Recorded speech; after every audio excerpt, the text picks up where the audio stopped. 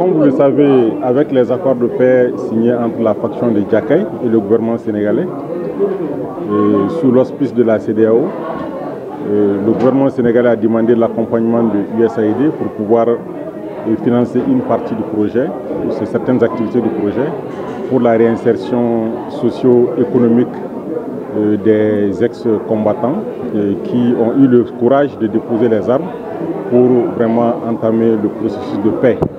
en Casamance. Donc c'est dans ce cadre que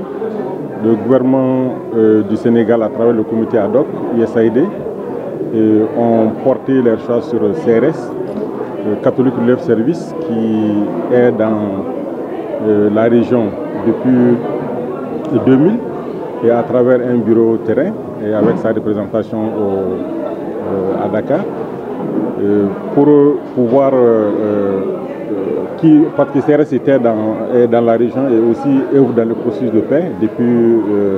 sa présence au Sénégal, donc pour pouvoir mettre en œuvre le projet. Donc le projet est mis en œuvre en partenariat avec Caritas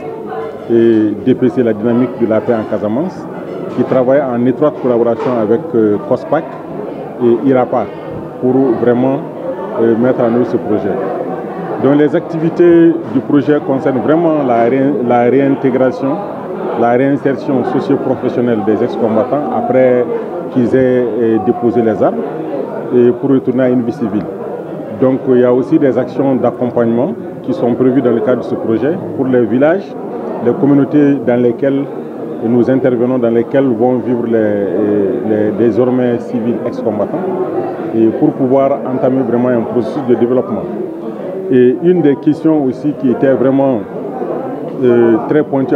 aux négociations et qui tient à cœur à la communauté, c'est vraiment le fait que la majeure partie des habitants de la zone, compte tenu du conflit, n'avaient pas d'acte de naissance. Donc le projet prendra en compte vraiment des démarches qui sont entamées pour pouvoir procurer des actes de naissance à au moins 33 000 enfants de la région pour qu'ils puissent vraiment jouir de leurs droits civiques dans leur propre pays. Dans le cadre du projet, le projet qui a quatre volets, il y a le volet réintégration socio-économique des ex-combattants, il y a le volet accompagnement économique des communautés, il y a le volet aussi accompagnement de l'État. Et à travers des réunions de coordination, nous avons parlé tantôt de l'appui que le projet a apporté dans le cadre du déminage, pour le plaidoyer pour le déminage. Et donc la quatrième composante du projet, c'est vraiment la diffusion des informations sur le processus de paix pour pouvoir permettre vraiment à ce que les journalistes puissent jouer un rôle important, parce que les journalistes sont les premiers acteurs et pour pouvoir diffuser les informations. Et donc c'est ce qui a poussé CRS et à travers le projet Aliwili et l'association des professionnels de la presse en Casamance, l'APIC, de pouvoir se mettre ensemble pour pouvoir organiser ce panel et pour qu'à la fin on puisse vraiment s'accorder sur un certain nombre de choses pour pouvoir assurer vraiment la réussite de la paix en Casamance et vraiment la réussite des accords de paix signés, et aussi porter le plaidoyer à un certain niveau pour que les factions qui n'ont pas encore déposé les armes puissent le faire